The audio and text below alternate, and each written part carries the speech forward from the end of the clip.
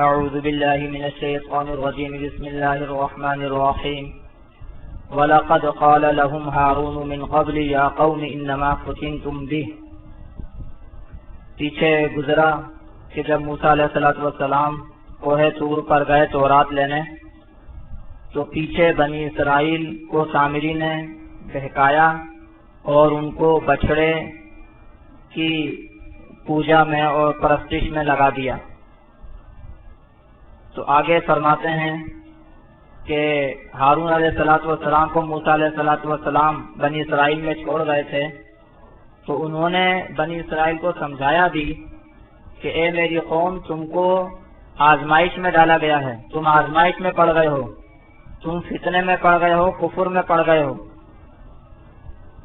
تو فرمایا کہ وَلَقَدْ قَالَ لَهُمْ هَارُونُ مِنْ قَبْلُ، اور تحقیق کہا ان کو ہارون نے اس سے پہلے کہ اے میری قوم، اس سے پہلے یعنی کہ موسیٰ علیہ السلام کی واپسی سے پہلے، موسیٰ علیہ السلام کی واپسی سے پہلے جب سامری نے ان کو بہکایا، بچڑے کی عبادت میں لگا دیا، تو اس وقت ہارون علیہ السلام نے کہا کہ اے میری قوم، انما فتنتم بی، سوائے اس کے نہیں تمہاری آزمائش کی گئی ہے، تم آزمائے گئے ہو، تمہیں سمجھنا چاہیے کہ یہ معبود کیسے ہو سکتا ہے۔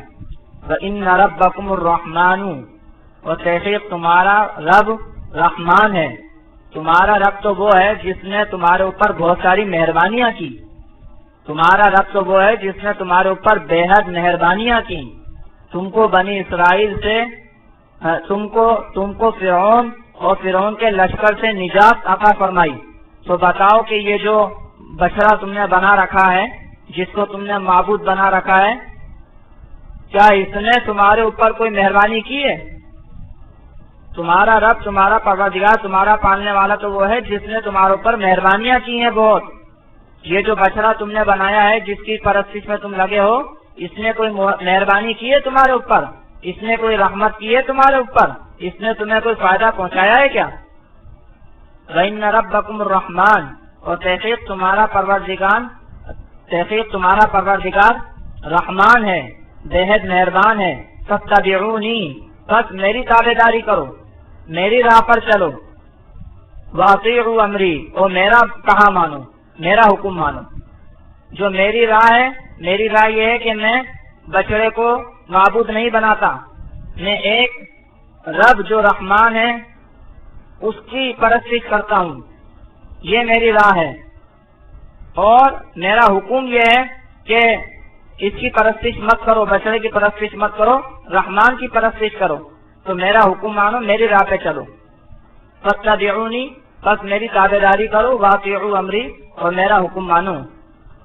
انہوں نے کہا ان کا کیا جواب تھا؟ قَالُوا لَن نَبْرَحَ عَلَیْهِ عَاکِفِینَ حَتَّىٰ یَرْجِعَ إِلَیْنَا مُوسیٰ، انہوں نے کہا کہ ہم ہمیشہ رہیں گے اس کے اوپر جمے ہوئے، ہم ہرگز نہیں ہٹیں گے اس کے اوپر سے جمنے سے، ہم اس کے اوپر جمنے سے ہرگز نہیں ہٹیں گے، ہم تو یہیں بیٹھے رہیں گے، یہیں جمے رہیں گے، ہم تو یہیں معتکف رہیں گے، اسی کی پرستش میں لگے رہیں گے۔ حتیٰ یرجع الینا موسیٰ، یہاں تک کہ لوٹے ہماری طرف موسیٰ آئیں گے تو دیکھا جائے گا کہ وہ کیا کہتے ہیں، ابھی تو ہمیں یہی سمجھ میں آ رہا ہے۔ قالوا لن نبرح علیہ عاکفین، وہ کہنے لگے کہ ہم تو اسی کے اوپر جمے رہیں گے، اسی کے اوپر جمے رہیں گے، اسی کی پرستش میں لگے رہیں گے۔ حتیٰ یرجع الینا موسیٰ، یہاں تک کہ لوٹے ہماری طرف موسیٰ۔ قال یا ہارون ما منعک اذ رأیتہم ضلوا اللہ تتبعن، اب فرماتے ہیں کہ موسیٰ علیہ السلام جب واپس آئے تو انہوں نے ہارون علیہ السلام سے بات پرس کی، ہارون علیہ السلام سے جواب طلب کیا۔ قال یا ہارون، کہا اے ہارون، ما منعک اذ رأیتہم ضلوا اللہ تتبعن، کس چیز نے روکا تجھ کو کہ جب تو نے دیکھا ان کو کہ یہ گمراہ ہوئے کہ تو میری پیروی کرے۔ افا عصیت امری، کیا تو نے میرے حکم کی نافرمانی کی؟ یہ بات پرس کر رہے ہیں موسیٰ علیہ السلام ہارون علیہ السلام سے، کیونکہ نبوت اور رسالت کے مرتبے میں دونوں برابر تو تھے نبوت اور رسالت کے اعتبار سے، لیکن فضیلت میں ظاہر سی بات ہے کہ موسیٰ علیہ السلام زیادہ تھے، اور موسیٰ علیہ السلام کی درخواست پر ہی تو اللہ تعالیٰ نے ان کو نبوت اور رسالت عطا کی تھی، اور دونوں میں جو بڑائی تھی وہ تو موسیٰ علیہ السلام کو حاصل تھی، تو اس لیے موسیٰ علیہ السلام کا حق تھا ان کا، چونکہ ذمہ داری تھی، ذمہ دار وہی تھے موسیٰ علیہ السلام، تو حق تھا ان کا کہ وہ ہارون علیہ السلام سے اس بارے میں بات پرس کریں۔ چنانچہ انہوں نے بات پرس کی اور یہ کہا کہ جب تو نے دیکھا کہ یہ گمراہ ہو رہے ہیں تو تو نے میری پیروی کیوں نہ کی؟ یہ جو فرمایا کہ تو نے میری پیروی کیوں نہ کی، اس کے دو مطلب لیے گئے ہیں۔ ایک مطلب یہ کہ تو نے میری پیروی کیوں نہ کی، یعنی تو میرے پاس آ جاتا، مجھے آ کر بتاتا تو میں واپس آ کے ان کو سمجھاتا۔ اور دوسرا مطلب یہ لیا گیا ہے کہ تو نے میری پیروی کیوں نہ کی، یعنی تو نے ان کو کیوں نہیں سمجھایا، تو نے ان کو کیوں باز نہ رکھا؟ کیا تو نے میرے حکم کی نافرمانی کی؟ میں نے کہا تھا ان میں اصلاح رکھنا، ان کو سنوارتے رہنا، ان کو صحیح رکھنا، تو تو ان کو سنبھال نہیں سکا، یہ گمراہ ہو گئے تیری موجودگی میں، تو کیا تو نے میری حکم کی نافرمانی کی؟ تو قال یا ہارون ما منعک اذ رأیتہم غلوا اللہ تتبعن، کہا کہ اے ہارون کس چیز نے روکا تجھ کو کہ جب تو نے دیکھا ان کو کہ یہ گمراہ ہو گئے، کہ اللہ تتبعن، کہ تو میری پیروی نہ کرے؟ کس چیز نے روکا کہ تو میری پیروی نہ کرے، یا کس چیز نے روکا کہ تو میرے پیچھے نہ آ جائے؟ اپا عصیت امری، کیا تو نے میرے حکم کی نافرمانی کی؟ تو جواب دیا ہارون علیہ السلام نے، قال یا ابن ام لا تأخذ بلیقیتی ولا دراسی انی خشیت ان تقول فرقت بین بنی اسرائیل ولم ترقب قولی، کہا کہ اے میری ماں کے بیٹے، یہ جو فرمایا کہ اے میری ماں کے بیٹے، تو حالانکہ یہ ماں باپ دونوں ہی کے بیٹے تھے، موسیٰ علیہ السلام اور ہارون علیہ السلام دونوں سگے بھائی تھے، ماں باپ دونوں شریک بھائی تھے یہ، لیکن یہاں ماں کا ذکر اس وجہ سے کیا کیونکہ ان کو رحم دلانا مقصد تھا۔ موسیٰ علیہ السلام اس وقت غصے میں تھے، ناراضگی میں تھے، اور غصے اور ناراضگی میں انہوں نے ہارون علیہ السلام کی داڑھی اور سر پکڑا ہوا تھا۔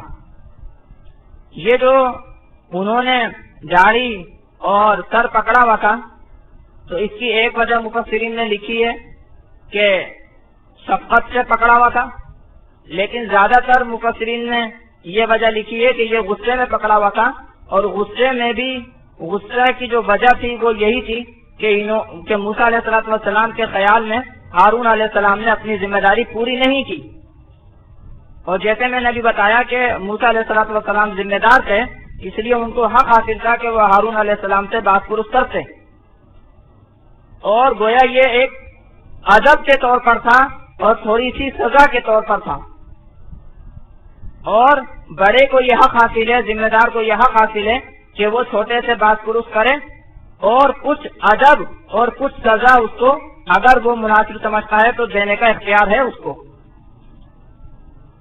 تو فرمایا کہ اب ہارون علیہ السلام نے یہ جواب دیا کہ میری داڑھی اور میرا سر نہ پکڑیے، اور یہ جو کہا کہ میری ماں کے بیٹے، تو میں نے بتا دیا کہ ویسے تو ماں باپ دونوں کے بیٹے تھے، یہ ہارون علیہ السلام کے ماں باپ بھی وہی تھے جو موسیٰ علیہ السلام کے ماں باپ تھے، لیکن ماں کا ذکر اس وجہ سے کیا تاکہ ان میں رحم کے جذبات کو ابھارا جائے۔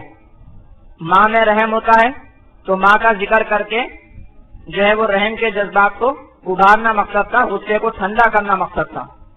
قال یا ابن ام، کہا ہے میرے ماں کے بیٹے، لا تأخذ بلیقیتی ولا دراسی، مت پکڑ میری داڑھی اور میرا سر، انی خشیت ان تقول فرقت بین بنی اسرائیل ولم ترقب قولی، مجھے یہ ڈر ہوا کہ تو کہے کہ میں نے جدائی ڈال دی بنی اسرائیل کے درمیان، اور نہ انتظار کیا تو نے میری بات کا، اور نہ خیال کیا تو نے میری بات کا، یعنی مجھے یہ اندیشہ ہوا، جیسے میں نے سمجھایا تو جیسے پیچھے گزر چکا ہے کہ اللہ نے فرمایا کہ ہارون علیہ السلام نے اپنے قوم کو کہا تھا کہ تمہاری آزمائش کی گئی ہے، تم غلطی پر ہو، تمہارا رب رحمان ہے، میری پیروی کرو، میرا کام مانو.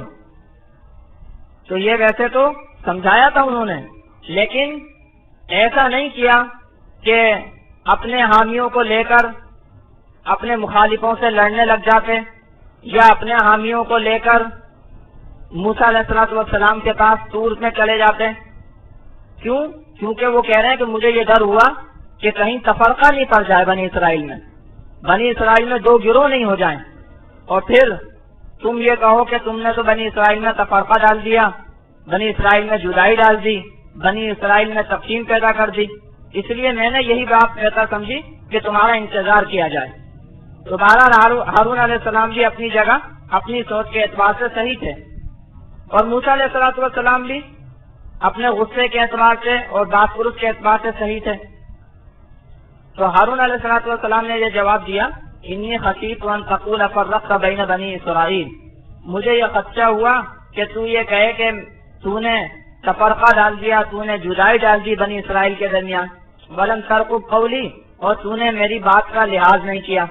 موسیٰ علیہ السلام نے جانے سے پہلے، طور پر جانے سے پہلے جس طرح ان کو یہ کہا تھا کہ ان کا خیال رکھنا، ان کی اصلاح کرنا، تو یہ بھی کہا تھا کہ ان کو متفق رکھنا، ان میں لڑائی جھگڑا نہیں پیدا ہونے دینا. تو گویا کہ اس بات کا انہوں نے لحاظ کیا. تو ہارون علیہ السلام نے یہ جواب دیا کہ میں تمہارے پیچھے اس لیے نہیں گیا کہ جدائی ہو جاتی، پھر تم کہتے کہ جدائی ہو گئی بنی اسرائیل کے درمیان، تقسیم ہو گئی، تفرقہ ہو گیا، اور تم نے میری بات کو ملحوظ نہیں رکھا. تو اس لیے میں ان کو سمجھاتا تو رہا، لیکن ان کا مقابلہ نہیں کیا، اور یہ کہ میں تمہارے پیچھے نہیں آیا. تو فرمایا کہ انی خشیت ان تقول فرقت بین بنی اسرائیل ولم ترقب قولی، تحقیق میں ڈرا کہ تو کہے کہ تو نے جدائی ڈال دی بنی اسرائیل کے درمیان، اور تو نے میری بات کا لحاظ نہیں کیا، خیال نہیں کیا. اب یہ تو فارغ ہوئے موسیٰ علیہ السلام ہارون علیہ السلام سے بات پرس سے. اب باری آئی سامری کی، سامری سے بات پرس کی. اب قال فما خطبک یا سامری، کہا کہ پس کیا حال ہے تیرا اے سامری، یعنی تو نے ایسا کیوں کیا اور کیسے کیا، کیوں کیا اور کیسے کیا. قال بصرت بما لم يبصروا به، کہا اس نے کہ دیکھا میں نے وہ جو جس کو نہیں دیکھا لوگوں نے، میں نے وہ دیکھا جس کو اور لوگوں نے نہیں دیکھا.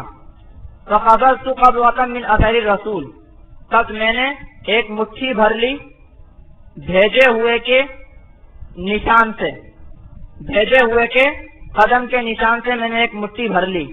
فنبذت ہوا، پس میں نے اس کو ڈال دیا. وکذالک سولت لی نفسی، اور اسی طرح مجھ کو سجھایا میرے نفس نے. اس نے کہا کہ میں نے وہ دیکھا جو اور لوگوں نے نہیں دیکھا، کہ میں، اور پھر میں نے جو ہے وہ جو رسول یعنی کہ جو بھیجا ہوا تھا فرشتہ تھا، اس کے نشانات قدم سے ایک مچھلی اٹھا لی اور میں نے وہ جو ہے بچڑے میں ڈال دی. بس مجھے یہی سمجھ میں آیا، میرے نفس نے مجھے یہی سجھائی دیا، میں نے ایسا کیا. علماء نے، مفسرین نے اس کی مزید تفصیل میں لکھا ہے کہ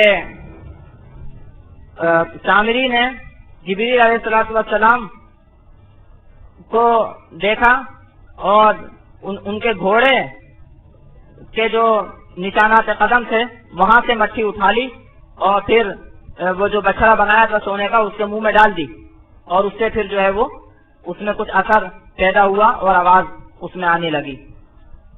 اور اس کے نفس نے اسی طرح سمجھایا کہ اس طرح میں ایک عجیب سی چیز بنا لوں، کرشمہ بنا لوں، لوگ جو ہے وہ میرے تابع ہو جائیں گے، لوگ جو ہے مجھے سردار بنا لیں گے. تو قال بصرت بما لم يبصروا به، کہا اس نے کہ میں نے دیکھا وہ کہ جو نہیں دیکھا اوروں نے، جو نہیں دیکھا لوگوں نے. فقبضت قبضة من اثر الرسول، پس میں نے بھر لی مٹھی بھیجے ہوئے کے نشانات قدم سے. فنبذت ہوا، پس میں نے اس کو ڈال دیا. وکذالک سولت لی نفسی، اور اسی طرح سجھایا مجھ کو میرے نفس نے. اب موسیٰ علیہ السلام نے اس کے لیے فیصلہ فرمایا. قال فاذهب فإن لك في الحياة أن تقول لا مساس، کہا کہ پس جا، پس تیرے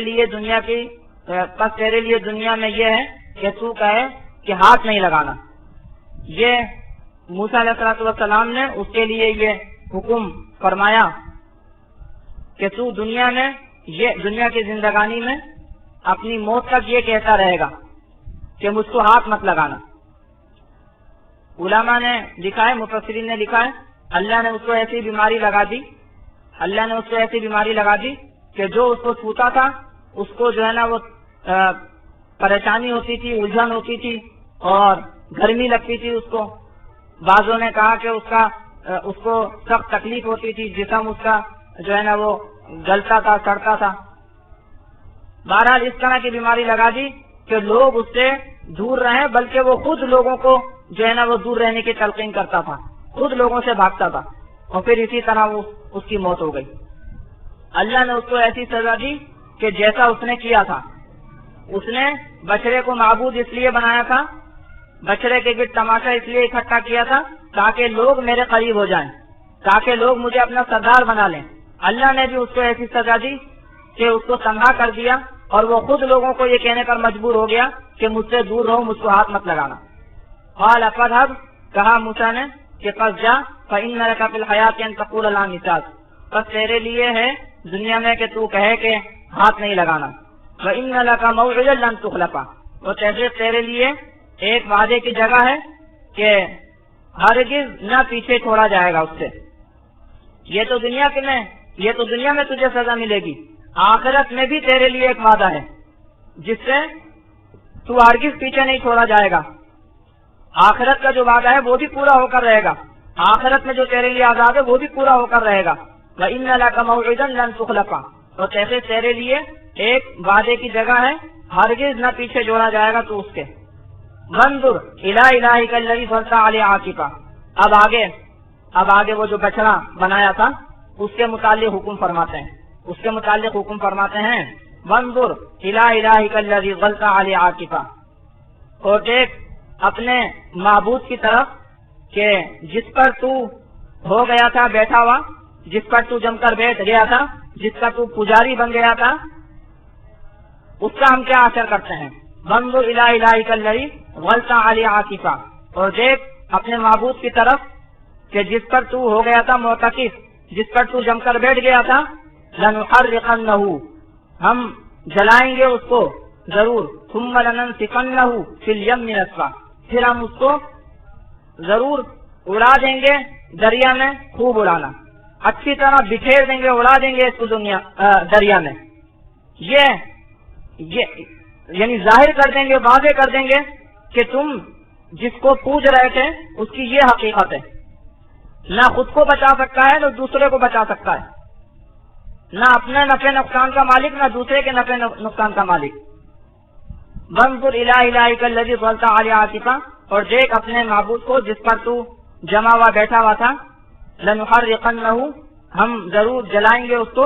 ثُمَّ لَنَنسِفَنَّهُ فِي الْيَمِّ نَسْفًا, پھر بکھیر دیں گے, اچھی طرح بکھیرنا اس کو دریا میں. إِنَّمَا إِلَٰهُكُمُ اللَّهُ الَّذِي لَا إِلَٰهَ إِلَّا هُوَ, سوائے اس کے نہیں تمہارا معبود اللہ جس کے سوا کوئی معبود نہیں. معبود ایک ہی ہے, یہ پتھروں کے, یہ سونے کے, یہ جانوروں کے, یہ کوئی معبود نہیں ہے, یہ کوئی عبادت کے لائق نہیں ہے. جو خالق ہے, جو مالک ہے, جو رب ہے سب جہانوں کا, بس وہی عبادت کے لائق ہے, بس وہی معبود ہے. انما الہکم اللہ الذی لا الہ الا هو, سوائے اس کے نہیں تمہارا معبود اللہ ہے جس کے سوا کوئی عبادت کے لائق نہیں. وسع کل شیء علما, وسیع ہے ہر چیز کو اس کا علم, وہ وسیع ہے ہر چیز کو علم کے اعتبار سے, اس کا علم ہر چیز کو وسیع ہے, ہر چیز کو وہ جانتا ہے, کون کیا کر رہا ہے, کون کس طرح کر رہا ہے, کس نے کیا کیا, سب کو جانتا ہے. وسع کل شیء علما, وسیع ہے ہر چیز کو علم کے اعتبار سے. كذلك نقص عليك من انباء ما قد سبق, آگے اللہ تعالیٰ یہ سارا بیان فرماتے ہیں حضور صلی اللہ علیہ وسلم کو کہ كذلك نقص عليك من انباء ما قد سبق, اسی طرح ہم بیان کرتے ہیں آپ کے اوپر ان کی خبروں سے کہ جو گزر گئے, جو لوگ گزر گئے ان کی خبروں سے, ان کے کچھ واقعات ہم اس طرح آپ کے سامنے بیان کرتے ہیں. یہ ایک کھلی دلیل ہے آپ کی رسالت کی, آپ کی نبوت کی. کہ آپ کو اللہ تعالیٰ وحی کرتے ہیں اور آپ اس کے مطابق واقعات کو صحیح صحیح بیان کرتے ہیں. كذلك نقص عليك من انباء ما قد سبق، اس طرح ہم بیان کرتے ہیں آپ کے اوپر ان لوگوں کی خبروں سے کہ جو گزر گئے. وقد آتیناک من لدنا ذکرا، اور تحقیق دیا ہم نے آپ کو اپنے پاس سے ذکر، ہم نے آپ کو اپنے پاس سے ذکر عطا فرمایا. یہ ذکر کیا ہے؟ قرآن مجید. قرآن مجید کو اللہ رب العزت نے ذکر کئی جگہ پر ارشاد فرمایا، انا نحن نزلنا الذکر وانا له لحافظون، تحقیق ہم نے ذکر نازل کیا اور ہم ہی اس کی حفاظت کرنے والے ہیں. وما هو الا ذکر للعالمین ان هو الا ذکر للعالمین، نہیں ہے یہ قرآن مگر جہانوں کے لیے نصیحت ہے، یاد دہانی ہے، ذکر ہے. تو اللہ فرماتے ہیں وقد آتیناک من لدنا ذکرا، اور ہم نے دی آپ کو، اور ہم نے دیا آپ کو اپنے پاس سے ذکر، یعنی یاد دہانی. قرآن مجید کیا ہے؟ یاد دہانی کی کتاب ہے. اس میں نصیحت ہے، بعض و نصیحت ہے، یاد دہانی ہے. تقریباً وہی باتیں ہیں جو پہلے بھی نبی بتاتے آئے ہیں، انہی کی یاد دہانی ہے. من اعرض عنہ فإنه يحمل يوم القیامت وزرا، جو کوئی اعراض کرے اس سے، جو کوئی منہ موڑے اس سے، یعنی اس ذکر سے، اس قرآن مجید سے جو کوئی منہ موڑے، منہ پھیرے، فإنه يحمل يوم القیامت وزرا، پس تحقیق وہ اٹھائے گا قیامت کے دن بوجھ، گناہ کا بوجھ اٹھائے گا. خالدین فیہ، ہمیشہ رہنے والے اس میں، ہمیشہ اس بوجھ میں رہنے والے، ہمیشہ اس گناہ میں، اس جہنم میں رہنے والے. من اعرض عنہ، جو کوئی منہ موڑے گا اس سے، یعنی قرآن مجید سے، فإنه يحمل يوم القیامت وزرا، پس تحقیق وہ اٹھائے گا قیامت کے دن بوجھ. خالدین فیہ، ہمیشہ رہنے والے اس میں. وساء لهم يوم القیامت حملا، اور برا ہے ان کے لیے قیامت کے دن بوجھ. قیامت کے دن یہ جو بوجھ اٹھائیں گے، ہاں یہ کوئی آسان نہیں ہے، بہت برا ہے. وساء لهم يوم القیامت حملا، اور برا ہے ان کے لیے قیامت کے دن بوجھ. یوم ينفخ في الصور، یہ قیامت کے دن کب ہوگا؟ یوم ينفخ في الصور، جس روز سور میں پھونکا جائے گا. ونحشر المجرمین، اور ہم جمع کریں گے مجرمین کو، گناہ گاروں کو ہم اکٹھا کریں گے. یومئذ، اس روز، زرقا، نیلی آنکھوں والے، نیلی آنکھیں ہوں گی ان کی. یہ جو نیلی آنکھیں ہوں گی، اس کی ایک وجہ بعض مفسرین نے لکھی ہے کہ جیسے اندھے ہوں گے، جیسے قرآن میں دوسری جگہ بھی آیا ہے کہ جو اس دنیا میں اندھا، یعنی جو حق سے اندھا، تو قیامت کے دن بھی وہ اندھا. اور دوسری تفسیر بعض مفسرین نے یہ لکھی ہے کہ یعنی بدصورتی کے اعتبار سے نیلی ہوں گی، بدصورتی کے اعتبار سے. تو فرمایا کہ یوم ينفخ في الصور، جس روز سور میں پھونکا جائے گا. ونحشر المجرمین یومئذ زرقا، اور ہم اکٹھا کریں گے گناہ گاروں کو اس دن نیلی آنکھوں والے. یتخافتون بینہم، آپس میں سرگوشی کریں گے. یتخافتون بینہم، چپکے چپکے آپس میں بات کرتے ہوں گے. ان لبثتم الا عشرا، نہیں ٹھہرے تم مگر 10 دن. آپس میں چپکے چپکے تھوڑے آپس میں سرگوشی کرتے ہوں گے، چپکے چپکے بات کرتے ہوں گے آہستہ آواز میں کہ کتنا ٹھہرے، تو کہتے ہوں گے کہ بس 10 دن ٹھہرے. قبر میں یا دنیا میں، یعنی قیامت کی ہولناکیوں کو دیکھتے ہوئے، قیامت کے اتنے لمبے دن کو دیکھتے ہوئے، اتنی خوفناکی کو دیکھتے ہوئے، ان کو دنیا میں گزاری ہوئی زندگی یا قبر میں گزاری ہوئی زندگی کتنی تھوڑی لگے گی. جیسے دوسری جگہ بھی قرآن میں آتا ہے کہ کأنہم یوم یرونہا لم یلبثوا الا عشیۃ او ضحاہا، کہ جب جہنم کو دیکھیں گے، آخرت کو دیکھیں گے، قیامت کو دیکھیں گے، تو ایسا سمجھیں گے کہ دنیا میں نہیں ٹھہرے مگر ایک صبح یا ایک شام. تو اس موقع پر آپس میں سرگوشی کرتے ہوں گے، چپکے چپکے کہتے ہوں گے کہ نہیں ٹھہرے مگر 10 دن. یتخافتون بینہم ان لبثتم الا عشرا، آہستہ کہتے ہوں گے اپنے درمیان کہ نہیں رہے تھے تم مگر 10 دن. اللہ فرماتے ہیں نحن اعلم بما یقولون، ہم خوب جانتے ہیں جو یہ کہتے ہیں. بھلے سے آہستہ کہہ لیں، سرگوشی کر لیں، کچھ بھی کر لیں، اللہ کو سب پتہ ہے کیا سوچ رہے ہیں، کیا کہہ رہے ہیں. نحن اعلم بما یقولون، ہم خوب جانتے ہیں جو یہ کہتے ہیں. اذ یقول امثلهم طریقۃ ان لبثتم الا یوما، کہ جب کہے گا ان میں زیادہ اچھا راہ کے اعتبار سے، زیادہ اچھا راہ کے اعتبار سے کہے گا کہ نہیں رہتے تم مگر ایک دن. اذ یقول امثلهم طریقۃ ان لبثتم الا یوما، جب کہے گا ان میں زیادہ اچھا راہ کے اعتبار سے کہ نہیں ٹھہرے تم مگر ایک دن، یعنی ان میں جو بہتر سوچ سمجھ والا ہوگا وہ کہے گا کہ 10 دن نہیں بھائی بلکہ تم تو ایک ہی دن ٹھہرے، جیسے میں نے ابھی بتایا دوسری آیت سے کہ یوں کہیں گے کہ بس صبح ٹھہرے یا شام ٹھہرے۔ یہ جو فرمایا کہ ان میں سب سے اچھی سوچ والا، یہ اس اعتبار سے کہ دنیا کا فانی ہونا اور دنیا کا ناپائیدار ہونا اس کو جلدی اور زیادہ سمجھ میں آ گیا، دنیا کا ناپائیدار ہونا اور دنیا کا فانی ہونا اس کو زیادہ سمجھ میں آ گیا، چنانچہ وہ یہ کہہ رہا ہے کہ دنیا میں جو تم ٹھہرے ہو بس ایک دن ٹھہرے ہو، 10 دن تو بہت ہوتے ہیں۔ تو اذ یقول امثلهم طریقۃ ان لبثتم الا یوما، کہ جب کہے گا ان میں زیادہ سوجھ والا کہ نہیں تم ٹھہرے مگر ایک دن۔ اللہ تعالی ہمیں قیامت کی ہولناکیوں سے محفوظ فرمائے۔